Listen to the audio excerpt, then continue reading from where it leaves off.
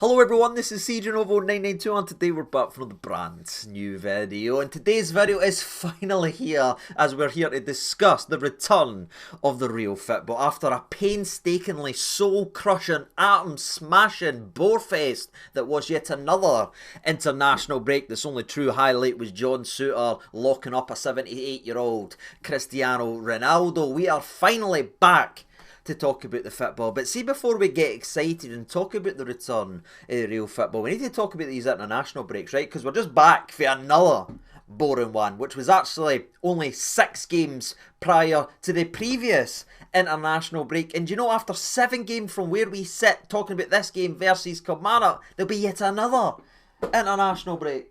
Like, honestly, what is going on? We want less international games. We want less international breaks. The Nations League's never going to become a thing. Nobody cares. Let's keep the real football so we can be excited and enjoy our weekends that we work so hard to actually go and reach. But I am no one to bring negative vibes into here, right? We've exercised the international break demons. Let's pick it up. Let's smile. Let's feel good about ourselves as we return to domestic action. And it's an early kickoff. And it's Rugby Park.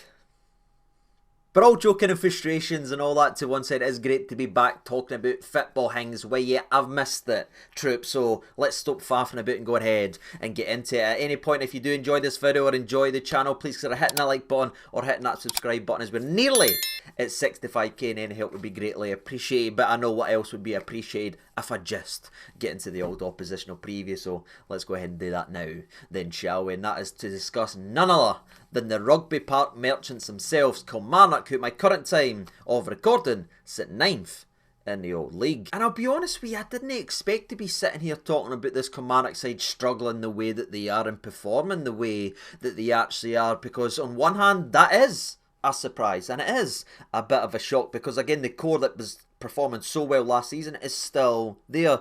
But on the other hand, it's maybe the most predictable thing in Scottish football, because there is a bit of a recurring theme in Scottish football. Outside the Old Firm, ladies and gentlemen, there is so many peaks and valleys with the rest of the teams. It's absolutely incredible. And whether they finish 4th or finish 3rd or break into Europe one season, they usually struggle the following year. And it's not just a Kilmarnock thing that we're obviously going to be discussing right here, but we've seen it with the likes of Hearts. How great were Hearts last year? How great was the recruitment this summer? They kept Shankland. They were going to be challenging for second, well, they sit rock bottom as we hit into middle of October, ladies and gentlemen. That's where they actually sit. We've seen it with Hibs many times up and down. We've seen it with Motherwell getting into Europe, perform well, gone right back down. We've seen it with countless sides. Aberdeen's maybe the specialist at actually going up and down. Now it's time for Kilmarnock's turn to have that brilliant campaign where they were an absolute pain in the arse to play. Nobody wanted to play Kilmarnock last season, especially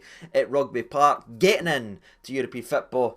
Now they fell off the cliff and looking a shadow of themselves, despite having all their pieces and their assets and not losing their manager, adding some quality. It's just changing. For me, it's very interesting to actually look at it, because why does that continually happen to every team in Scottish football? Is it after they achieve the European dream, if you will, to get to play in Europe and obviously get papped out early, as it always seems to go for these Scottish teams? Do they lose that bit of appetite? They've not got the grind and they've got the hunger to get back to that level, as it's just back to Scotland? They've achieved it, they've reached it, they can't get back to it? Or is the players just not good enough to be consistently good, and that's what separates average players from good players to then good players to great players? It's consistency and being good over a long period of time. Do we just overrate a lot of these players and a lot of these teams that usually revert to type after a year, 16 months, 18 months in the old spotlight? It's an interesting thing to talk about in Scottish football, as every team seems to do the exact same thing. And again, we're here to talk about Kilmarnock, as it's their turn. And I think if you stick with me over the next couple of minutes, you'll see that probably explained in terms of how they're performing and how things just aren't gone their way. Again, despite having the pieces like the Armstrongs, like the David Watson, who I want at Rangers ASAP. By the way, it's not quite worked out, and maybe it should have told us that with the opening day of the season, the domestic season that is, as they were absolutely scanted 4-0 at Parkhead. Now again, good teams can get embarrassed at Parkhead. We've seen many over the actual years, right? No, losing to Celtic at Parkhead isn't it? Oh my god, or anything like that, but it's the manner in which you did, especially when you think of Kilmarnock the previous season. Their almost bread and butter was playing against the old firm, especially against Celtic. Their record last season was absolutely outstanding. They dragged the games down, they made them ugly, they made them fight for them, and even stung them at Parkhead as well, but they were absolutely sliced 4-0, and that probably should have been the biggest indication that, wait a minute, something's not quite right here, as Kilmarnock aren't performing like Kilmarnock. And that loss came 3 days after Europe, by the way, as they were beat 1-0 by Club Brugge. But again, getting scurried off Celtic can happen. They're an annoyingly talented side, but it's after that they then got scudded 3-0 at Rugby Park versus St Johnstone. Now, if that's not a weird enough statement, it's a Craig Levein St Johnstone side that battered them 3-0 at St Johnstone. That is mental. Now, to be fair, they did receive a red card early in the game, around about the 16th minute, as Joe Wright was sent off. But again, you think of Kilmarnock, they're down to 10 men at Rugby Park. Again, that's their bread and butter, because they just get to park the bus, they get to be organised, and they get to frustrate. You know what I mean? That shouldn't be an absolute pummeling at the hands of St Johnstone, but that even all fell away. And yes, if you're wondering, that scudding was also 3 days after Europe. They then travelled to Fir Park and lost 1-0 to Motherwell in a sort of 50-50 game, but it's another game they lost and received another red card as Stuart Finlay was sent off around about the 51st minute of the game. Yes, it was also 3 days after European football. Then, ladies and gentlemen, they then went to Pittodrie versus Aberdeen as they were put to the sword, again losing 2-0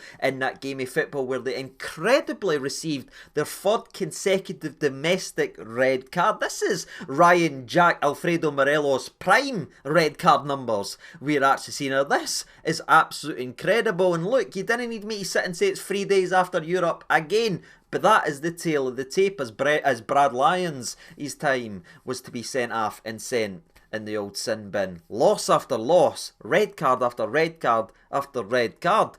Where's the team that's organised? Where's the team that's got discipline? Because I don't recognise this Killie side. Especially under the likes of Derek McInnes, who probably organises his DVDs alphabetically. The guy usually has a bit of structure and a bit of discipline, but it's just no been there. Now, thankfully, the red card debate did stop for a while as they actually went ahead and played Hibs in a good game. By the way, it was a score draw. They probably deserved to win the game. It was probably the best performance up to that point domestically, but they just never got the 3 points. It happens, we all know. That's the way football goes. But incredibly and almost unbelievably, even the words flowing out my mouth, I didn't believe, and I want to fact check it again, but they once again received another red card domestically as they had a 2-2 draw with St Mirren, where they were sent down to 10 men again.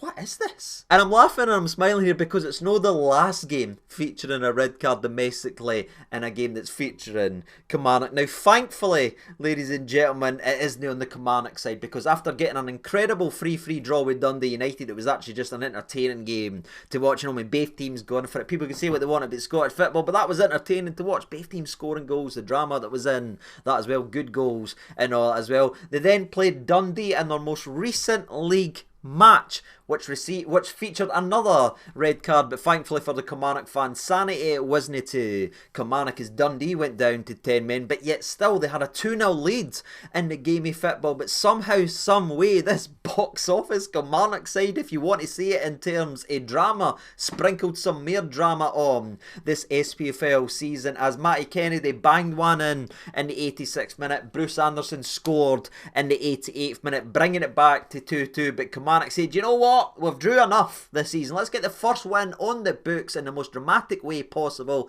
as they scored a 96th minute winner through Matty Kennedy. Again, ladies and gentlemen, I'm knackered talking about this Kilmarnock side that has genuinely been drama and red cards. That's been them this season, and aye, It's got me worried about the old early kickoff. Let's put it that way. And mercifully, that is the tail of the tape, as I truly didn't think I could sit in front of you and break down another Kilmarnock game. The sweat is dripping off the nasher, and I'm stressed trying to remember every incident that happened for this actual preview. But that's where we are, right? They're sitting ninth. They have been struggling. They have been poor domestically. They have had the disciplinary issues. They have been struggling in these games. But at the same time, as you're looking at a Kilmarnock side that no longer has the distraction of European football, the physical demands of European football, you know what I mean? It's a bit of a different level when you have to play multiple times a week rather than waiting a week and playing against teams that are also doing that, you know what I mean? They've now got to see what it's like with the shoe and the old other foot, if you will, but that distraction's no there, and it's no surprise to me they're back to winning ways now that's actually gone. And again, we're facing a Kilmarnock side that's maybe we're not used to actually facing, as we're playing a Kilmarnock side that scored 6 goals in the last 2 games.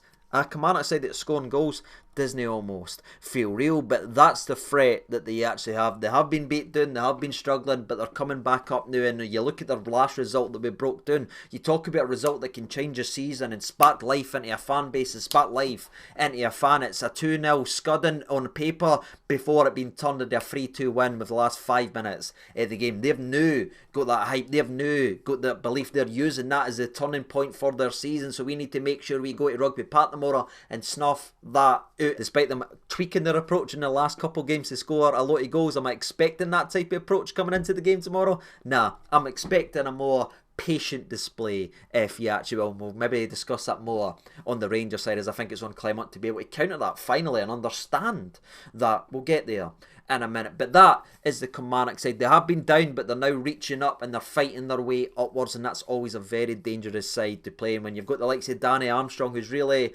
disappointed me so far this season, you know, he turns it on when the big lights are on, and when he's on the old telly, he'll be looking to impress. Matty Kennedy as well is a good player. It can be a dangerous player to put in balls in the mixer. And again, you've got the likes of David Watson, who I want at Rangers, who's just like, can somebody pick me up please, because they are mental, this team. Everyone's getting sent off all the time. There is threat, there is a challenge there, and it's on Rangers to combat that in a place that's been historically bad at combating that. But aye, that's it, ladies and gentlemen. That's the tail of the tape. That's this interesting drama box office Kilmarnock side. Now let's get over to the Rangers side. And it's funny to look at, right, because the last time me and these sat and discussed a preview video coming on the back of an international break, we spoke about this, and what I wanted to see was us going to a tough away day with a much better overall performance. Want to see some sort of a resemblance of a playstyle and a tactic and a tweak to be able to beat these part of the bus sides. I want to see a quickening of the tempo from the painstakingly slow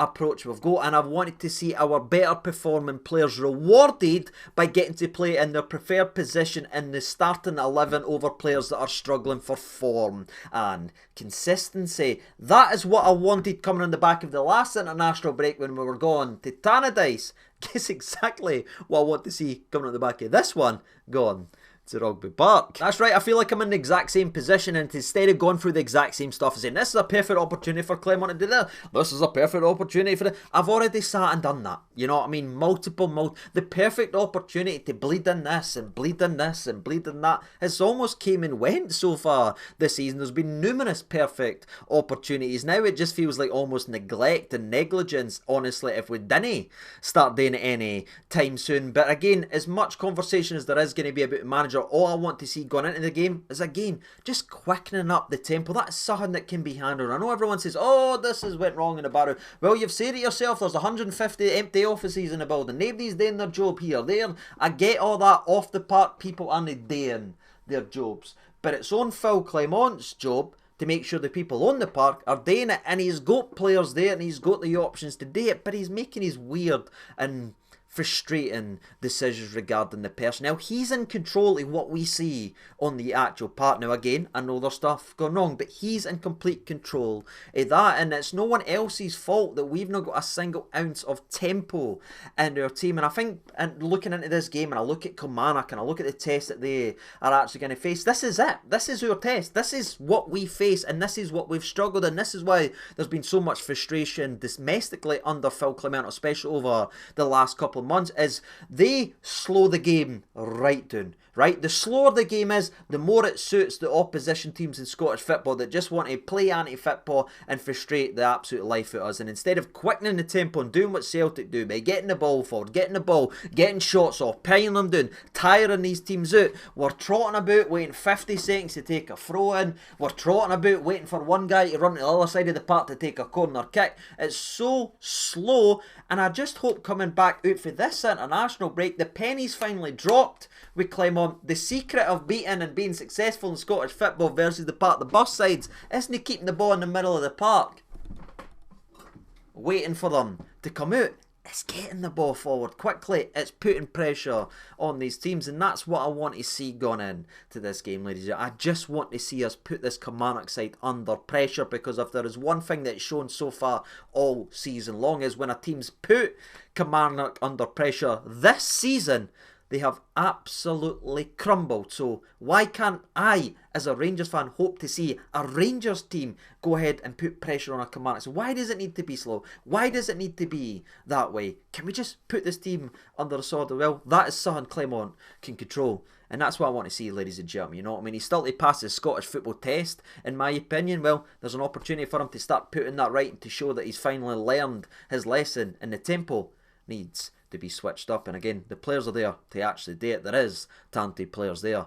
Play them. And I feel like that there sort of condenses how I'm feeling about the team and the changes that I do want to see, rather than going through individually once again for the same week, the same preview. I want Nana to play it right back. I want this and this. You know how I feel right now. I'd love to know how you're actually feeling. Coming on the back of an international break, what do you think needs to be done? Now, remember our last league performance maybe was a win versus Hibs, but how bad it actually is. We need to start playing better domestically and to try and figure out why we're not performing and what's actually gone wrong. Is there something in the tempo? Do you agree? Do you disagree? Let me know down in the comment section below. It'd be very, very interesting, as there's not too much else to break down. I know there's been this Ryan Kent debate everywhere, you know what I mean, and I don't really know if I want to actually talk about this too much, but yeah, Ryan Kent's contract's been terminated from Turkey. He is a free agent. Everyone's like, pick him up and bring him in. Now, despite him being a free agent, I don't know why I'm speaking of this, but I'm just letting everybody know, because you keep asking me all the time. It doesn't mean we can sign him right away, because he was still under employment during the transfer window closing, so we need to wait to January to sign him anyway,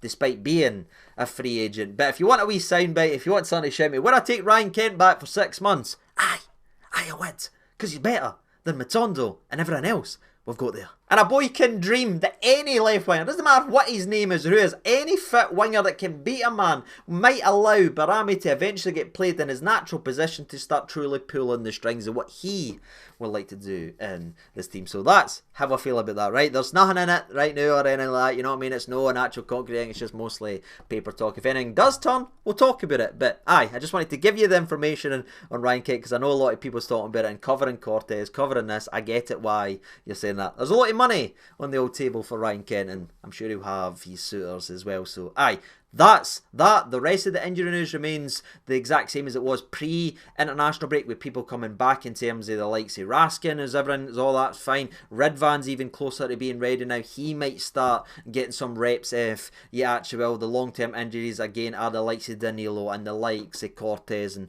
hopefully De Niro's a wee bit closer as he's back on the old grass as well. But that is it, ladies and gentlemen. If there's anything breaking from the actual press conference, which I didn't put myself through anymore because it's the same stuff all the damn time, I'll let you know down in the comment section below. But that's it. It's a massive test for this club. Have we finally learned the lesson? Has the penny finally dropped? Have we stopped feeling sorry for ourselves because everything's gone wrong off the park? Can the manager take control and start improving on the park? It's been a year. That would be sensational, and I hope he does, because I really like Clement, but he's not figured out this thing called tempo yet. And that's what punishes it, you know what I mean? You have to look at what's been successful in this league and what makes teams win and what makes teams win things, you know what I mean? You could talk about individual players being better than over the other side of the city all day if you want, but the one thing they've got clearly is a play style to play quickly and get the ball forward quickly, and that's why they score so many goals. That's why they score so many late goals. They put pressure on these teams, and that's one thing. As I spent the international break going, what is going wrong with this team? And watching the games back and watching the highlights back, we're just so damn slow. So, aye, Up-tempo is the word of the weekend. And I'm probably going to post this tonight rather than the usual Saturday, by the way. So if I said tomorrow too many times, please don't shout me too much in the old comment section below. But I'm filming this on the Friday as it is an early kick-off, and it gives people more chance to actually watch the video. But let me know your opinions down there in the comment section below. I'm not going to go for the cheeky channel favourite. I know you're all thinking it, because on paper it does scream 2-1. But this has got an ugly 1-0 written all over it, ladies and gentlemen. And I'll hope that goes to the Rangers side. It'll probably be Dessers, you know, maybe CD9, if anything. But that's it. That's from me. Let me know down there in the comment section how you are feeling. And until Sunday, after the old game, I've been Sieging over 92. Thank you so much for watching. All the best, and bye-bye.